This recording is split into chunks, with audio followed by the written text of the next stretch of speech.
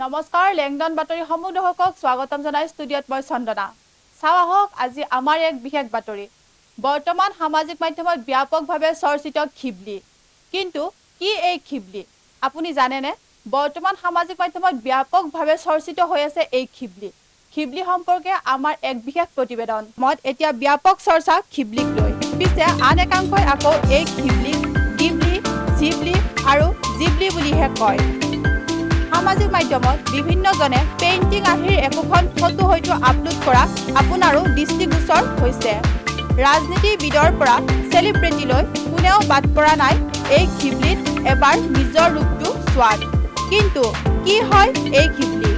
ইন্টাৰনেটত বিগত 48 ঘণ্টাত ব্যাপক চৰ্চাৰ সৃষ্টি কৰা এই খিবলি হৈছে আমেৰিকাৰ প্ৰযুক্তিগত কোম্পানী অপেন এআইয়ে কৃত্ৰিম বুদ্ধিমত্তাৰ ভিত্তিত ChatGPTত বনোৱা এখন বিশেষ ফটো সামাজিক মাধ্যমত এতিয়া ষ্টুডিঅ খিবলি অন ChatGPT বুলি জনপ্ৰিয় হৈ পৰিছে এই বিশেষ ফটোসমূহ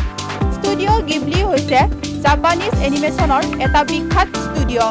অপেন এআই ChatGPTৰ জৰিয়তে সামাজিক মাধ্যম ব্যৱহাৰকাৰীসকলে বিভিন্ন ফটো ষ্টুডিঅ খিবলিৰ শৈলীৰ ৰূপ দি